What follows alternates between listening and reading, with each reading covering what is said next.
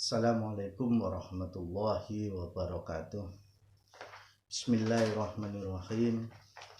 Alhamdulillahirabbil alamin. Allahumma shalli wa sallim ala sayyidina Muhammad. Al-Fatih lima ukhliqa wal khatim lima sabaqa nasiril haq bil haq wal hadi ila siratikal mustaqim wa ala alihi wa sahbihi haqqa qadri wa miqdarihil azim. Selamat berjumpa kembali sahabat mediator yang saya hormati. Alhamdulillah, kali ini saya akan melanjutkan materi pembahasan tentang hukum waris. Di video sebelumnya saya sudah sampaikan bahwa pemberlakuan 3 hukum waris di Indonesia itu sejak tahun 2012 berdasarkan surat edaran Mahkamah Agung nomor 7 tahun 2012 adalah ditentukan kepada agama si pewaris. Jika si pewaris itu beragama Islam, maka wajib untuk menggunakan hukum waris Islam ketika terjadi perselisihan atau persengketaan atas pembagian harta waris. Sedangkan jika pewaris beragama selain Islam, maka menggunakan hukum perdata dan diperiksa oleh pengadilan negeri. Baiklah sahabat sekalian,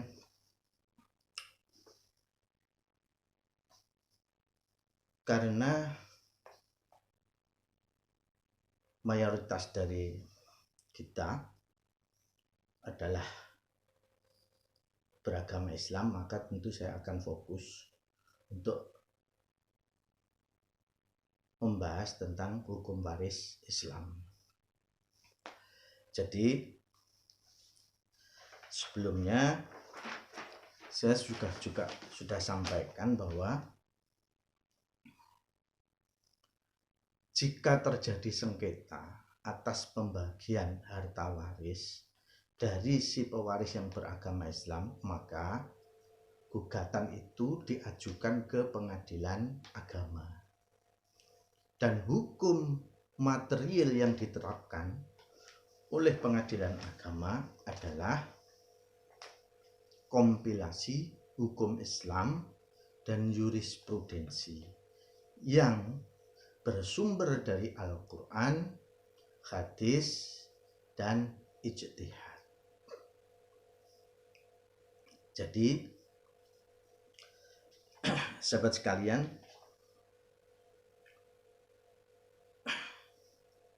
untuk mengawali pembahasan tentang hukum waris Islam ini, maka satu hal yang pokok, yang penting adalah kita memahami asas-asas hukum waris Islam ini. Sahabat sekalian, apa yang saya sampaikan, apa yang saya uraikan, apa yang saya paparkan yang menjadi legal opini atau pendapat hukum saya ini adalah berdasarkan pengalaman praktek selama saya menjalani profesi advokat maupun sebagai mediator. Jadi paparan saya ini mungkin akan penjelasan semua rasakan ada perbedaan-perbedaan dari apa yang selama ini penjenengan dengar, penjenengan dapat informasi dari beberapa pihak, khususnya jika pengalaman praktek saya ini dibandingkan dengan keterangan-keterangan yang panjenengan terima dari ustadz atau kiai yang tidak mempelajari kompilasi hukum Islam. Biasanya Pak Yai, Pak Ustadz itu fokusnya kepada Al-Quran, hadis, dan ijtihad. Sahabat sekalian, perbedaan yang saya maksud tadi ya hanya sekedar karena apa yang saya sampaikan ini berdasarkan praktik di lapangan, praktek dalam berperkara di pengadilan.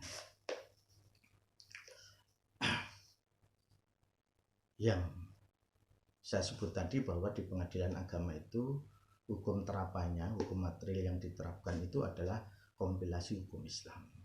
Tetapi penjenengan jangan khawatir bahwa apa yang saya sampaikan yang didasarkan pada hukum yang tertera di dalam kompilasi hukum Islam itu akan bertentangan dengan syariat. Insya Allah tidak.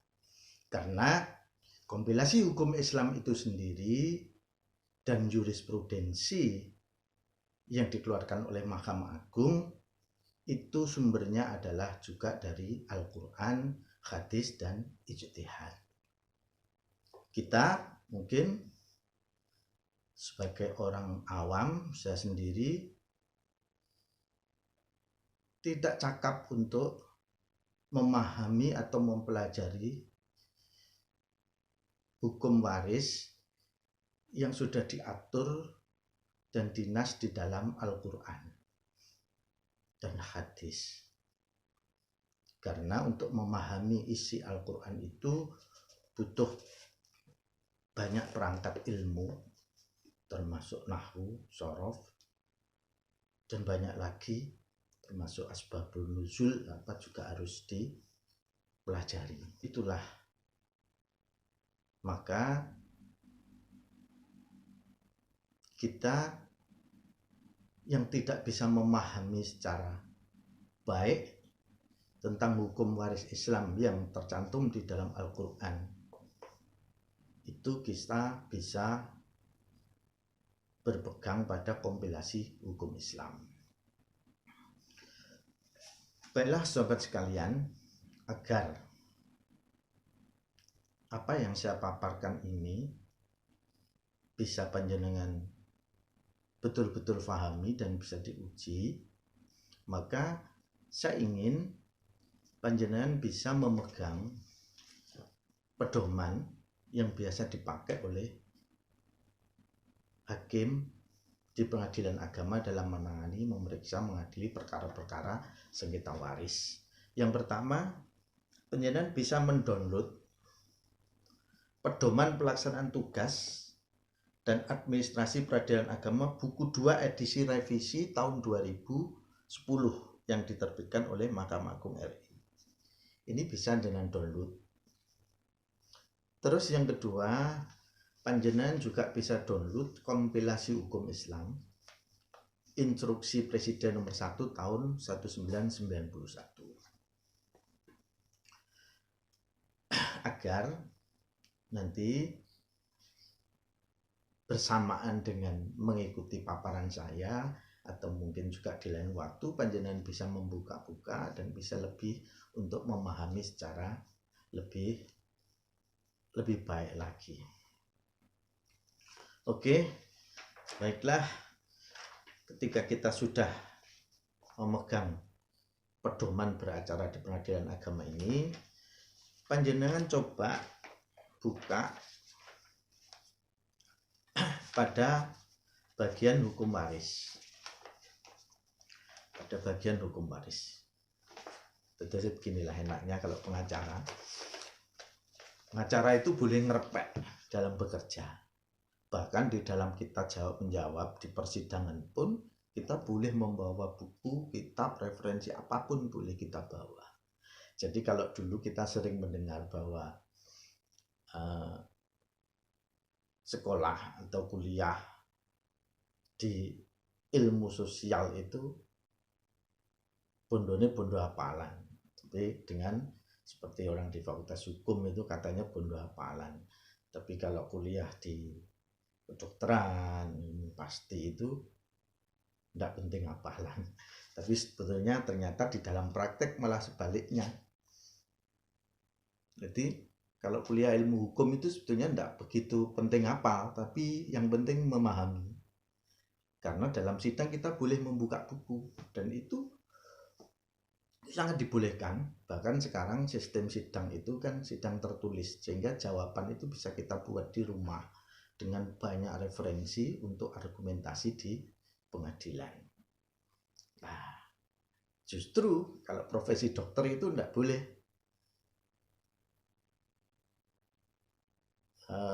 Sifatnya harus hafal malahan. Sebab ya saya kalau misalnya dokter sedang melakukan operasi kemudian dia lupa ilmunya, kalau dia harus mencari, ditinggal untuk mencari buku ya bisa mungkin jadinya dia tidak baik gitu kan. Itu guyonannya seperti itu.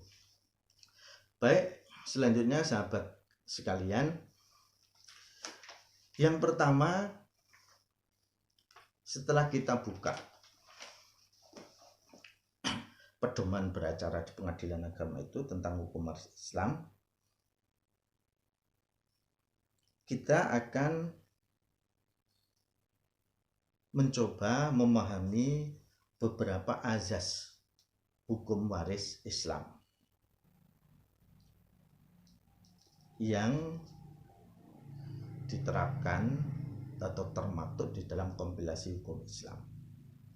Asas-asas dalam kompilasi hukum Islam tersebut diantaranya yaitu ada azas bilateral atau azas parental. Artinya azas ini tidak membedakan laki-laki dan perempuan dari segi keahli warisan, sehingga tidak mengenal kerabat dzawil arham.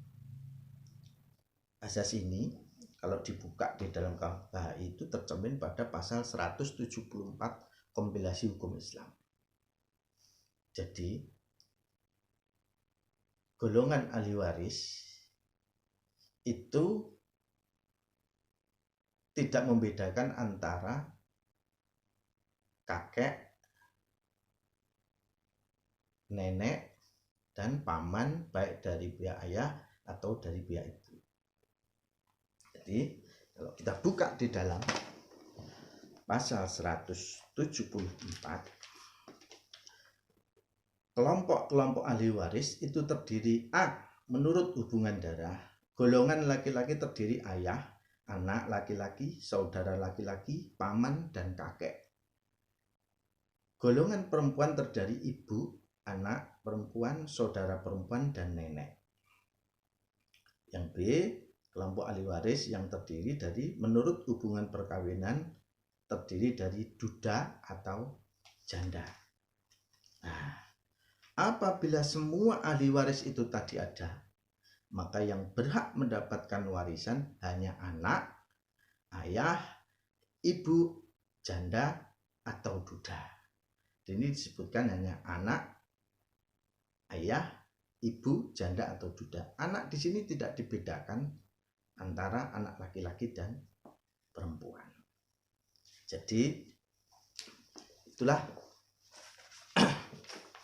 yang dimaksud tentang azas bilateral. Yang kedua, di dalam pasal 185 kompilasi hukum Islam itu mengatur ahli waris pengganti, sehingga cucu dari anak perempuan atau anak perempuan dari saudara laki-laki dan anak perempuan atau anak laki-laki dari saudara perempuan, bibi dari pihak ayah dan bibi dari pihak ibu, serta keturunan dari bibi adalah ahli waris pengganti. Boleh. Jadi itulah yang dimaksud dengan azas bilateral di dalam kompilasi hukum Islam. Selanjutnya yang penting kita pahami juga adalah ada azas ahli waris langsung dan azas ahli waris pengganti. Jadi ahli waris langsung atau ahli waris yang disebut di dalam pasal 174 tadi ada anak, ada ayah, ada kakek, dan sebagainya. Sedangkan ahli waris pengganti adalah ahli waris yang diatur di dalam pasal 185, yaitu ahli waris pengganti dari keturunan ahli waris yang disebut di dalam pasal 174. Jadi yang dimaksud ahli waris pengganti adalah misalkan pada saat pewaris itu meninggal, dia memiliki 2 orang anak, dan anak yang satu ini ternyata sudah meninggal lebih dulu daripada si pewaris, meninggal lebih dulu daripada si ayahnya, maka anak dari si anak yang sudah meninggal ini berhak untuk menggantikan kedudukan orang tuanya sebagai ahli waris pengganti. Sahabat sekalian, satu hal yang ini mungkin sangat berbeda dengan hukum waris perdata adalah adanya azas ijbari. Yang dimaksud dengan azas ijbari itu adalah pada sesaat seorang itu meninggal dunia, kerabatnya yang ada pertalian darah dan pertalian perkawinan langsung menjadi ahli waris. Tidak ada hak bagi kerabat tersebut untuk menolak sebagai ahli waris atau berpikir lebih dahulu apakah akan menolak atau menerima sebagai ahli waris. Azas ini berbeda dengan ketentuan dalam KUH Perdata yang menganut azas tahayyuri atau pilihan untuk menolak atau menerima sebagai ahli waris. Jadi berarti di situ di dalam hukum waris Islam itu ketika si pewaris itu sudah meninggal, maka kerabat yang mempunyai talian darah atau talian perkawinan itu ya otomatis menjadi ahli waris. Dia tidak boleh atau tidak berhak untuk menolak menjadi ahli waris. Berbeda dengan hukum perdata. Kalau di hukum perdata masih dimungkinkan, bahkan pewaris itu ketika masih hidup itu bisa menentukan siapa yang nanti dimasukkan sebagai ahli warisnya. Nanti itu bisa ada yang dimungkinkan seperti itu, bisa. Sahabat sekalian, mungkin ini masih sangat membosankan pembahasan tentang azas-azas ini, tetapi ini sangat penting dan pokok di dalam kita nanti lebih lanjut untuk mendalami praktek di dalam kaidah pembagian waris ini.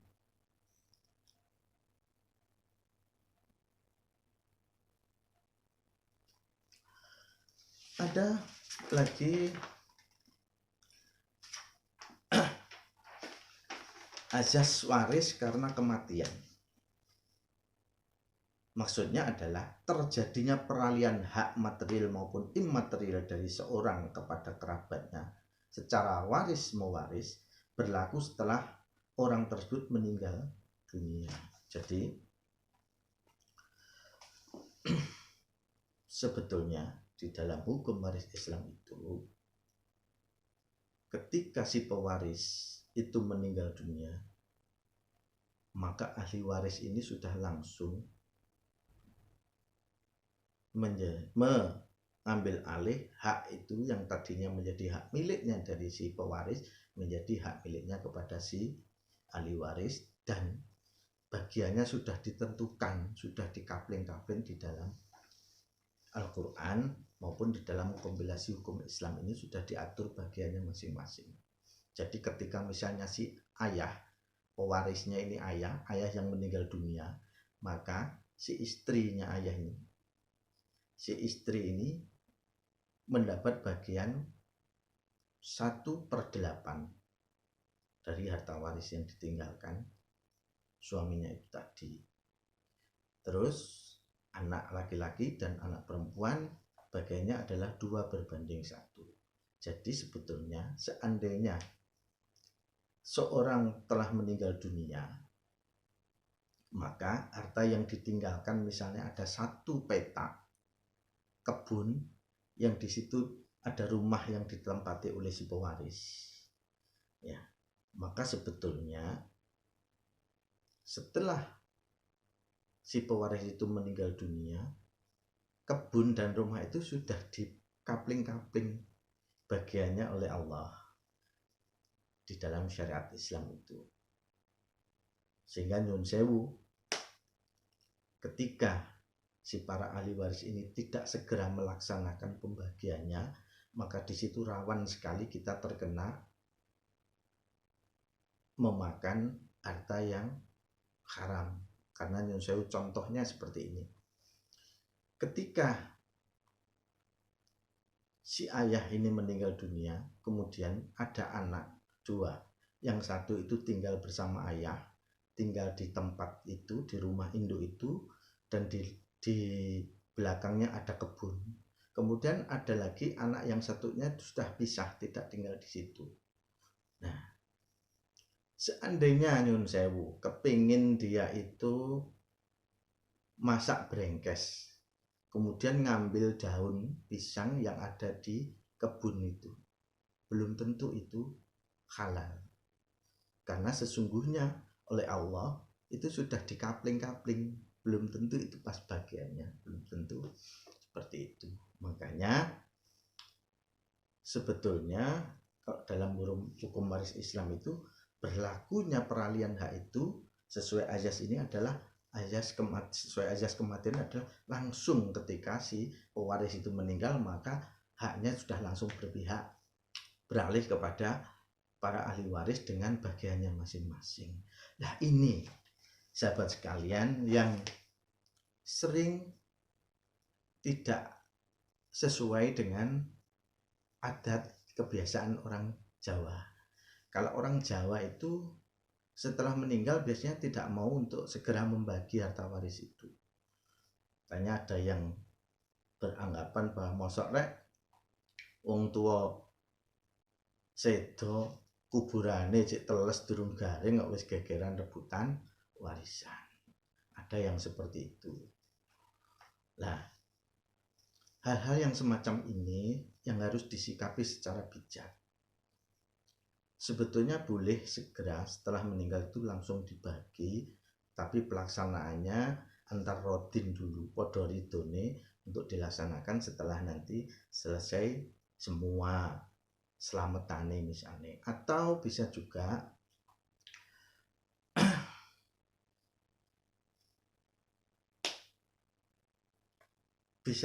ditunda misalnya. Ini hanya karena apa itu kebijakan saja, misalnya sesuai kepantasan. Kalau menurut adat Jawa itu sampai habis selamatan, sedangkan selamatan kalau di kita itu biasanya nyelamati tahlilan orang tua itu kan ada 3 hari, 7 hari, 40 hari, 100 hari, terus kemudian setahun, 2 tahun, sampai 1000 hari. Nah, ini kan tentu terlalu lama, sehingga bisa menimbulkan masalah-masalah baru. Tetapi ya itu tadi, kalau langsung diterapkan hukum Islam, pagi meninggal, sore dibagi, itu juga nanti nyun sewu biasane iku dirasani tonggo. Mosok rek lagi ditinggal mati, kuburannya cik durung garing kok wis royoan geger ngedum warisan. Ini bisa kita comparekan kepada masa berkabung misalnya. Ketika ayah kita meninggal, maka ibu kita itu memiliki masa iddah. Kalau iddahnya orang ditinggal meninggal itu ya sekitar 100 hari. Nah, atau sudah 3 bulan. Nah, mungkin itu juga langkah yang bijak. Ketika sudah 100 hari atau 3 bulan itu, segeralah untuk dilaksanakan pembagian itu. Meskipun secara realnya belum bisa dilaksanakan, tetapi paling tidak sudah ada rapat pembahasan tentang pembagian harta waris itu. Baiklah sahabat sekalian, saya kira untuk sementara itu dulu. Sekali lagi mungkin materi ini masih sangat membosankan, tetapi sangat penting untuk kita belajar lebih jauh tentang hukum waris Islam. Azas-azas ini pasti akan kita terapkan di dalam kaidah pembagiannya nanti.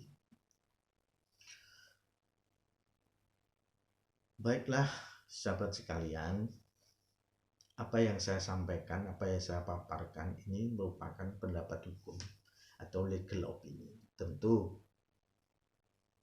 bisa salah, juga bisa ada yang benar. Jika itu adalah salah, banyak yang salah, maka itu semata-mata karena kebodohan saya. Untuk itu saya mohon maaf dan saya terima kritik dan saran dari panjenengan semua. Dan jika ada kebenaran di dalam apa yang saya sampaikan, semata-mata karena rahmatnya Allah saja. Terima kasih, mohon dukungannya untuk di subscribe dan nyalakan tombol lonceng supaya nanti kalau kami mengupload video-video baru, panjenengan semua bisa mendapatkan notifikasi untuk bisa menonton kelanjutan dari pembahasan kita ini. Akhirnya mohon maaf, assalamualaikum warahmatullahi wabarakatuh.